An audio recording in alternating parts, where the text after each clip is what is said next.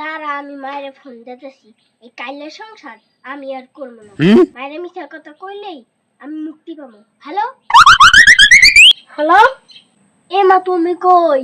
খবর শুনছো? এই জ্বালা যন্ত্রণা আমার আর ভাল লাগে না মা।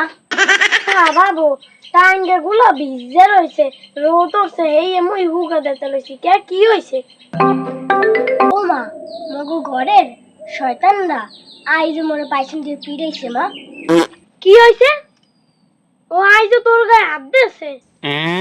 দাঁড়া আমি ওরে মজা দেখাম। ও ঘু ঘু দেখছে কিন্তু ও ঘুঘুর পান দেখে নাই।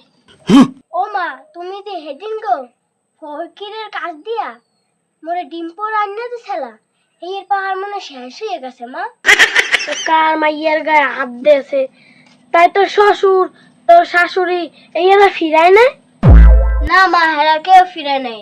বুড়া মা গিয়েছে না, আর ওই বুড়িয়াটা আছে না, এরা খালি চোখ ফাঁকে তামসা দেখে আর কয় আর দুইটা দিই আর দুইটা দিই। মা তুমি একটা কিছু করো, ওরা কিন্তু আমার শেষ করে লাগবে সবাই মিল্লা। সাব্বাস। দাঁড়া, তুই কোনো টেনশন করিস না। ওরা সবাই মিললে যেহেতু নাটক করতেছে, নাটক আমিও করতে পারি। এই নাটকের শেষ কোথায় আমি দেখকেই ছাড়বো। সেদিন যে ডিম্পো রান্না দিয়েছিলাম, হ্যাঁ তো মনে হয় কাজ হয় নাই, পেরে যাইয়ে গলিয়ে গেছে। এবার দিম নতুন ফরমালিন, হ্যাঁ হয়েছে গজারি লোহা। মা তুমি ঠিকই কইছো, ওই ডিম গলিয়ে গেছে। এই তোর একটা কথা কই, কান পাইতা হন। আমি গজালি লোহা পড়াই আন না তোর বাহির দ্বারে পাড়াই দিম, হে পড়ারা যে পুরো গোসল করে হেন হালাই দিবি। আর গলবেও না আর তোরে মারবেও না, তোরে সবাই সেবা যত্ন করবে, কোলে লইয়া নাচবে। হ্যাঁ মা ঠিক আছে, তুমি যেভাবে পরামর্শ দিছো এইভাবেই কাজ করবো। হ্যাঁ, একটা সাপও মরবে, লাডিও ভাঙবে না।